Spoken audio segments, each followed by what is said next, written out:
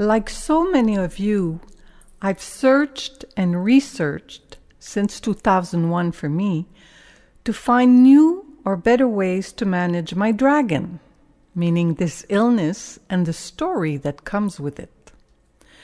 What I mean is that beyond doing the best I can to take care of my body and keep my sanity, I specifically strive to manage how I handle emotional stress. No one is spared stress in the world in which we live, so what can we do to avoid the destructive energy of emotional stress when our nervous system is already mortgaged? This is my biggest challenge, staying open and trusting that no matter what new event disturbs my very much needed peace of mind, I can handle it without causing myself harm in the process. Panic and anxiety, unfounded fear, cause our body more harm than most life situations. We know they are poison to us. They create havoc in our body, our relationships, and feed on every tiny bit of joy that makes our life worth living. Without joy, there is no peace, and we cannot contribute to the world around us, not even a warm smile. So I've put together a few strategies to help me focus on staying open and trusting. If you haven't yet given them a try, I hope you'll give yourself a chance to do so. For me, it's very much a work in progress. I believe it's the work of a lifetime. 1. Stop. This is what I tell myself.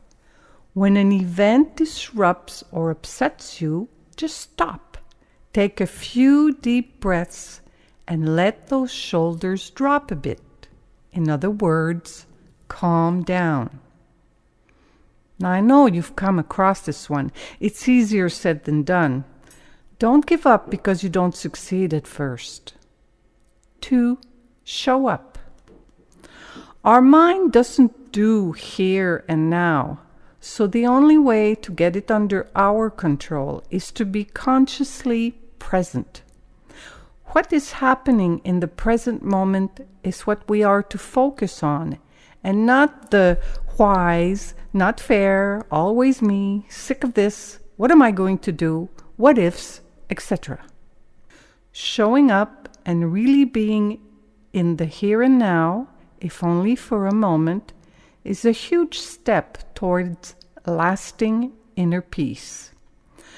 I have found that when I do show up, I am able to let go of the poor me story that keeps going on in my mind and get back to the matter at hand.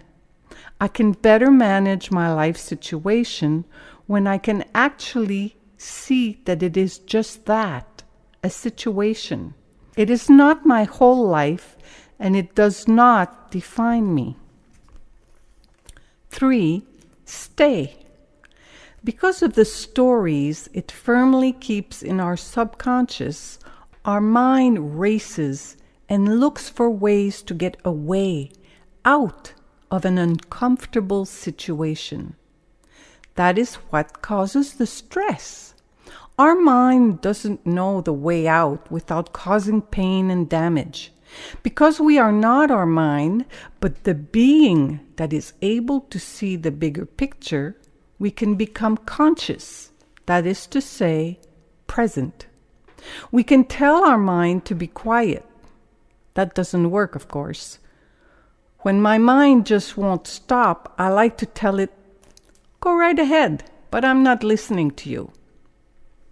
You see, as soon as we are conscious that our mind is racing, we are present in the moment. Consciousness or presence doesn't know fight or flight. It only knows peace. So staying in that uncomfortable moment allows us to learn to trust ourselves as we let our thoughts flow on by as if on a stream. We may not be able to stop them, but we can let them go. 4. Let it be. Whether our stress is triggered by physical pain, money matters, relationships, or other issues, we can choose how we think and act. Our emotions stem from what we're thinking and will dictate our actions, so it all starts in how well we listen to our inner voice, meaning our real self. In the stillness of that moment of conscious presence, we can see our situation for what it is. We can let it be and stop fighting it. It is what it is, and no amount of worrying will change it. The world is not our enemy. Things happen. That's life. Accepting a situation doesn't mean that we have to like it. It means that we can see it for what it really is and that we are willing to manage it as best as we can at our own pace, in our own way. See you on the path of healing and beyond.